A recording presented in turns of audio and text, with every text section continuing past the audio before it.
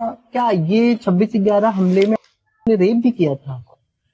बिल्कुल, उसकी तो फूटती हुई बहुत ज्यादा उसमें नरीमन हाउस में तो बिल्कुल उनके फोटो वीडियो तक आगे थे। उस समय की निकम्मी सरकार ने बहुत सारी चीजों को दबाया और मैं कहूंगा उस Oh समय my की God! सरकार जो है ना आतंकवादियों के साथ मिली हुई थी। और मैं ही नहीं, पूरी दुनिया कह रही है, पूरा देश कह रहा, अनेकों लोगों ने खुलासा किया है। तो और ऐसे ही जिस तरीके से रात भर वो महिलाओं का करते रहे, छोटे छोटे नौनिहाल बच्चों को पकड़ पकड़ के मारते रहे, निकालते रहे, क्योंकि पूरा जो टाइम दिया गया यहाँ देश के निकम्मे गृह मंत्री ने रात भर जो है ना हम लोगों को एयरपोर्ट के ऊपर खड़ा रखा और हमारे देश के निर्दोष लोगों को मारते रहे। ये कैसा न्याय है? कैसा गृह मंत्री था उस समय का? उनकी क्या इच्छा थी? उन्होंने पाकिस्तान के विदेश मंत्री को पहले विदेश क्यों भेजा? क्योंकि कुरैशी साहब यहाँ आए थे, उनको भेजा खुद यहाँ से। उसके बाद रात भर यहाँ खड़े रहा, फिर कहने लगे मैं वर्दी बदल के आता हूँ। फिर 2 घंटे बाद वो आते हैं, फिर कहते हैं कि मैं भी साथ चलूंगा। उसका क्या रोल था? गृह मंत्री का एनएसजी के साथ में जाने का कोई महत्व ही नहीं था।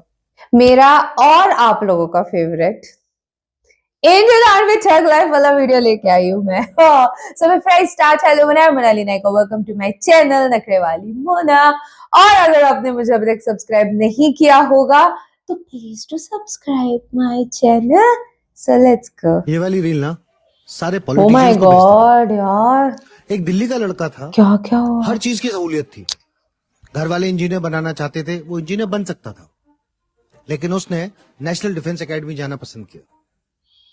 नेशनल डिफेंस एकेडमी गया, पूरी ट्रेनिंग करी, आईएमए से कमीशन हुआ 5 मद्रास रेजिमेंट में। बढ़िया था, अफसर बन गया था, शांत होकर मजे कर सकता था। लेकिन फिर भी उसको लगा कि उसे और कुछ करना है। राष्ट्रीय राइफल्स में गया, बढ़िया काउंटर टेररिज्म ऑपरेशंस किए, सब कुछ सेट था। लेकिन उसके बावजूद वो 1 पैरा स्पेशल फोर्सेस में गया। अपनी जान को एक्स्ट्रा रिस्क में डाल के कोवर्ट ऑपरेशंस करे। 2 हिजबुल के ड्रेडेड कमांडर्स को अकेले मार के लाया।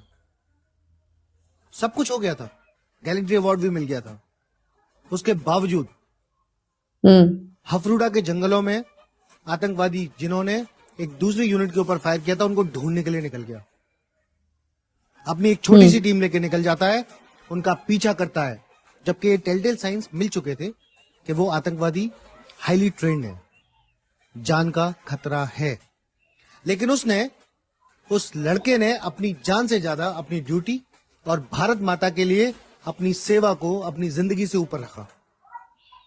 ऑपरेशन शुरू होता है, गोलियां चलती हैं, उसके गोलियां लगती हैं, वो इवैक्यूएट हो सकता। जंगल में किसने देखा? वो जैसे चाहे उसको मॉडिफाई कर सकता था, वो दूसरों को ब्लेम कर सकता था, किसी और की जिम्मेदारी बता सकता था, लेकिन उसने ऐसा नहीं किया। उसने वहां बैठ के दुश्मन को मारा।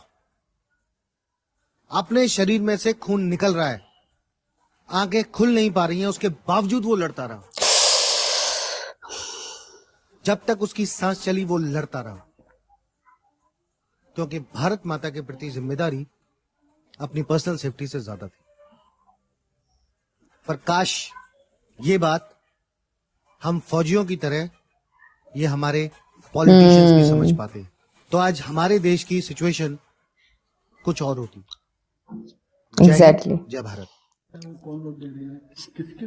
नहीं सर, जो देखो थ्रेड तो हमारे को पिछले साल भर 2 साल 3 साल से लगातार आते हैं। हजारों मेल आ गए, मेल भी हमने देखने बंद कर दिए। तो इन थ्रेटों से कोई फर्क नहीं पड़ता है ना। देखो एक सोल्जर है, एक स्पाई है, तो थ्रेड तो आएंगे ही।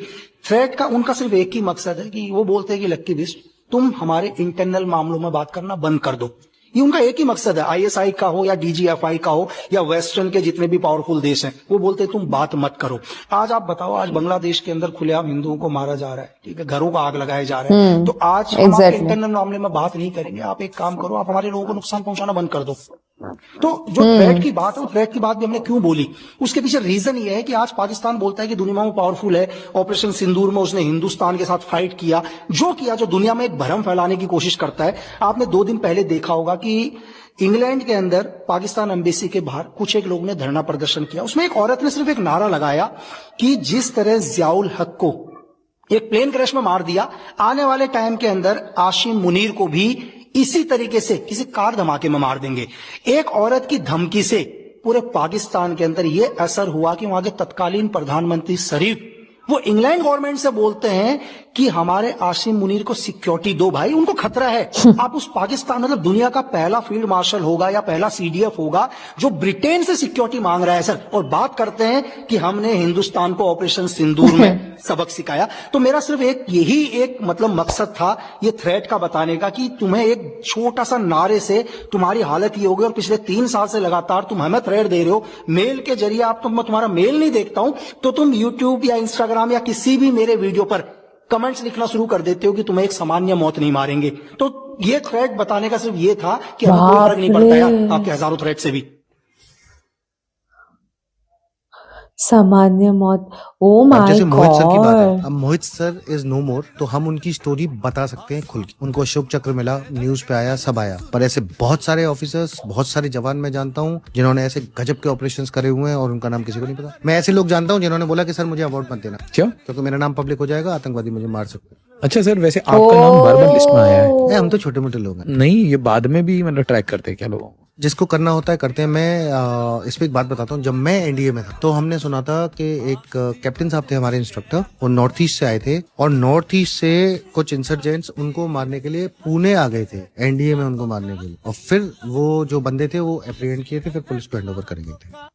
ਛੱਡਣੇ ਨਹੀਂ ਸੁੱਕੇ ਬੜਾ ਸਹਿ ਕੇ ਵੇਖਿਆ ਟਲ ਜੋ ਇਹ ਬੜੀ ਵਾਰੀ ਕਹਿ ਕੇ ਵੇਖਿਆ ਛੱਡਣੇ ਨਹੀਂ ਸੁੱਕੇ ਬੜਾ ਸਹਿ ਕੇ ਵੇਖਿਆ ਟਲ ਜੋ ਇਹ ਬੜੀ ਵਾਰੀ ਕਹਿ ਕੇ ਵੇਖਿਆ ਇਹਨਾਂ ਵੇਖਿਆ ਨਹੀਂ ਗੁੱਸਾ ਸਾਡਾ ਵੇਖਿਆ ਪਿਆਰ ਵੇਖਿਆ ਨਹੀਂ ਗੁੱਸਾ ਸਾਡਾ ਵੇਖਿਆ ਪਿਆਰ ਧੂਆਂ ਧੂਆਂ ਕਰ ਦਾਂਗੇ ਵੈਰੀ ਦੇ ਮੁਲਕ 2 ਘੰਟੇ ਮਨਜ਼ੂਰੀ ਸਾਨੂੰ ਦੇ ਦੇ ਸਰਕਾਰ ਆਏ। ਕਰ ਦਾਂਗੇ ਵੈਰੀ ਦੇ ਮੁਲਕ 2 ਘੰਟੇ ਮਨਜ਼ੂਰੀ ਸਾਨੂੰ ਦੇ ਦੇ ਸਰਕਾਰ।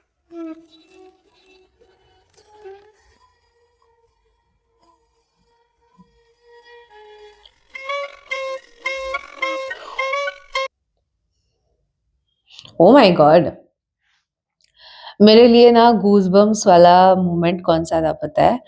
फर्स्ट क्लिप जहाँ पे हमको बहुत आधी स्टोरी पता है कि उन्होंने ये धमाका किया, वो किया, ऐसे किया, बट औरतों के साथ इतनी गंदी हरकतें की। एंड व्हाई उस टाइम की गवर्नमेंट ये सारी चीजें क्यों छुपाना चाहती है? जब गलत है वो गलत है, चाहे कोई भी गवर्नमेंट हो और वो ऐसी चीजें करना चाहे जो चीजें छुपाने से रिलेटेड हो या कुछ गलत हो उसको दबाने से रिलेटेड हो, उसको हम कैसे सपोर्ट करें? इन्होंने हमारे पूरे कंट्री की वाट लगाने के हिसाब से आए थे, तोड़ने के हिसाब से कंट्री में घुसे थे।